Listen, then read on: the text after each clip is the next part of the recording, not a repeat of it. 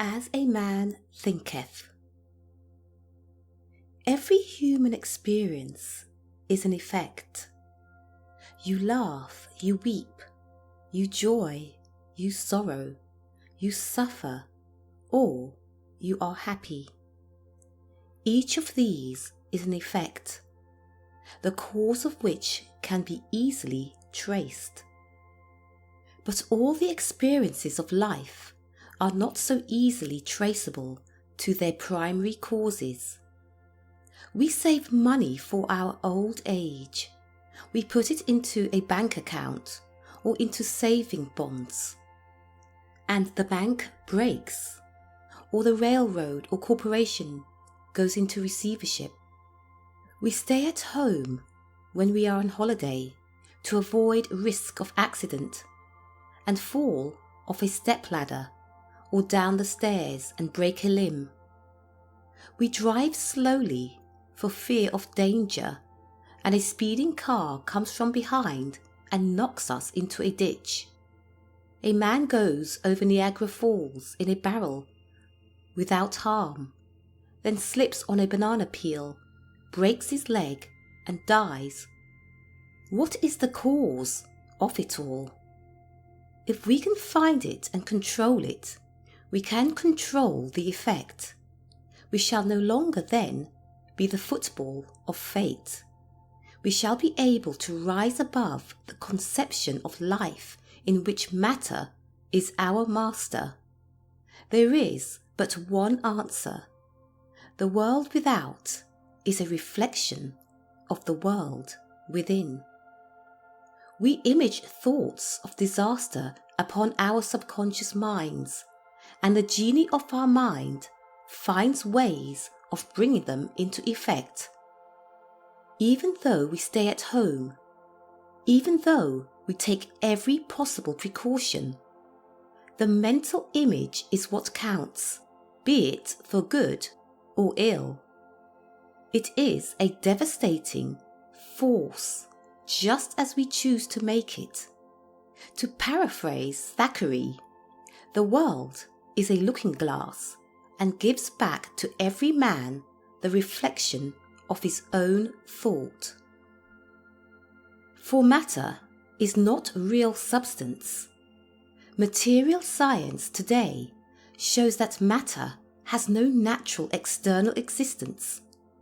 Dr. Willis R. Whitney, in an address before the American Chemical Society on the 8th of August 1925, discussing matter. Matter. Is there anything in it? The most we know about matter is that it is almost entirely space. It is as empty as the sky. It is almost as empty as a perfect vacuum, although it usually contains a lot of energy. Thought is the only force. Just as polarity controls the electron, gravitation, the planets, the plants, and the lower animals, just so thought controls the action and the environment of man. And thought is subject wholly to the control of mind.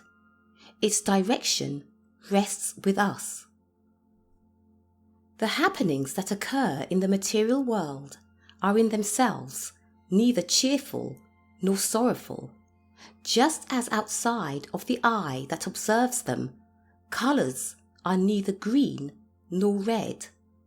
It is our thoughts that make them so, and we can colour those thoughts according to our own fancy.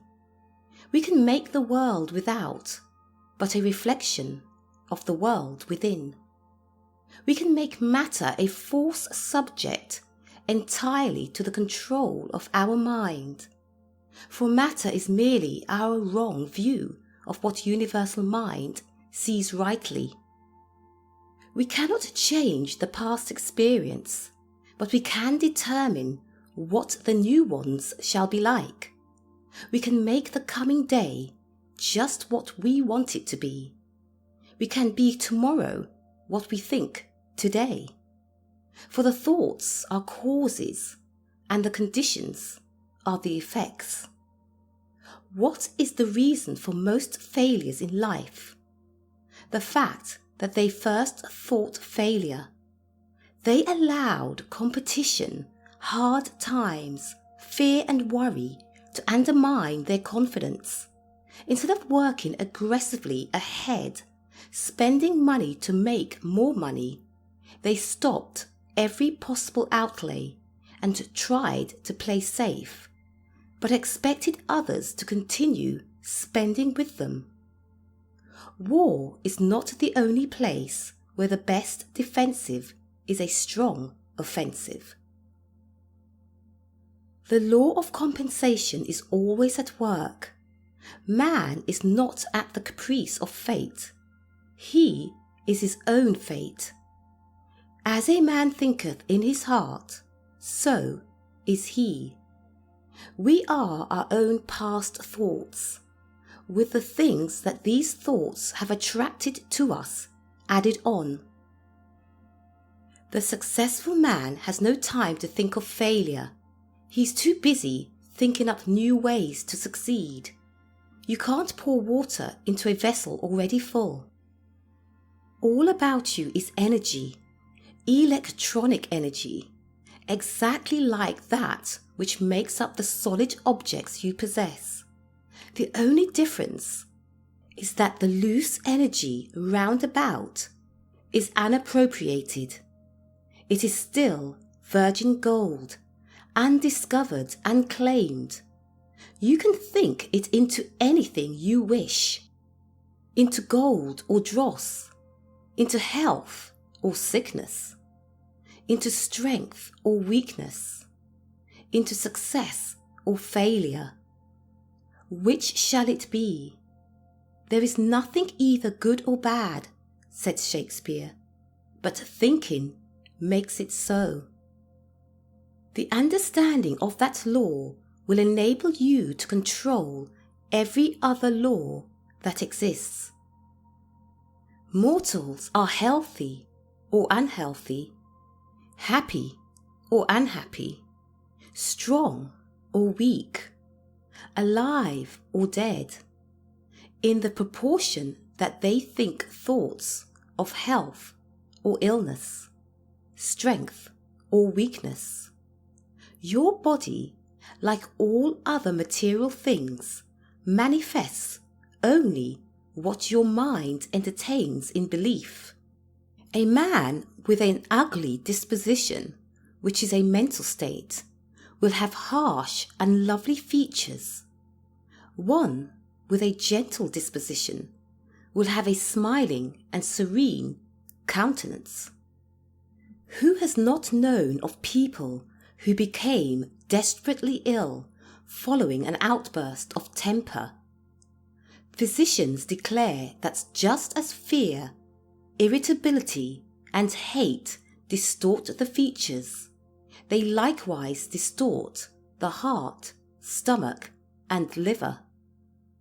Experiments conducted on a cat shortly after a meal showed that when it was purring contentedly, its digestive organs functioned perfectly. But when a dog was brought into the room and the cat drew back in fear and anger, the X-ray showed that its digestive organs were so contorted as to be almost tied up in knots. Each of us makes his own world, and he makes it through mind. It is a commonplace fact that no two people see the same thing alike. Thoughts are the causes. Conditions are merely effects. We can mould our surroundings and ourselves by resolutely directing our thoughts towards the goal we have in mind. It is one of the prominent doctrines of some of the Oriental schools of practical psychology that the power of expelling thoughts, or if need be, killing them dead on the spot, must be attained. Naturally, the art requires practice, but like other arts, When once acquired, there is no mystery or difficulty about it. If you can kill a thought dead for the time being, you can do anything else with it that you please. And therefore it is that this power is so valuable, and it is not only frees a man from mental torment, but it gives him a concentrated power of handling mental work absolutely unknown to him before. There is no intelligence in matter, whether that matter be electronic energy made up in the form of a stone or iron or wood or flesh. It all consists of energy, the universal substance from which mind forms all material things. Mind is the only intelligence. It alone is eternal. It alone is supreme in the universe. When we reach that understanding, we will no longer have cause for fear, because we will realize that universal mind is the creator of life only, that death is not an actuality, it is merely the absence of life, and life will be ever present. Remember the old fairy story of how the sun was listening to a lot of earthly creatures talking of a very dark place they had found. The sun went and looked for it. He went to the exact spot they had described. He searched everywhere, but he could not find not even a tiny dark spot. And he came back and told the earth creatures he did not believe there was any dark place. When the sun of understanding shines on all the dark spots in our lives, we will realize that there is no cause, no creator, no power, except good. Evil is not an entity, it is merely the absence of good. And there can be no ill effects without an evil cause. Since there is no evil cause, only good can have reality or power. There is no beginning or end to good. From it, there can be nothing but blessing for the whole race. In it is found no trouble. If God, or good, the two are synonymous, is the only cause, then the only effect must be like the cause. All things were made by him, and without him was not anything made that was made. Don't be content with passively reading this. Use it, practice it. Exercise is far more necessary to mental development than it is to physical.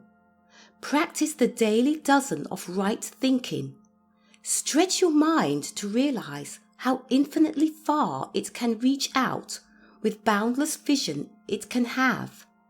Breathe out all the old thoughts of sickness, discouragement, failure, worry and fear.